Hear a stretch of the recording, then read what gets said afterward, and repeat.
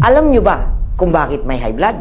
Simple lang ang sagot, kasi may low blood. Hindi. Ang pinagmulan ng high blood, unang-una, ang maling lifestyle natin. Kaya siya tinawag na high blood. Tumataas ang daloy ng presyon ng dugo.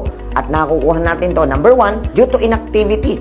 Number 2, sa pagkain ng matatabang pagkain na nagdudulot ng plaques para humarang sa daluyan ng dugo. Ngayon, anong pinakamagandang remedy? Number 1, bring back the activity in your lifestyle.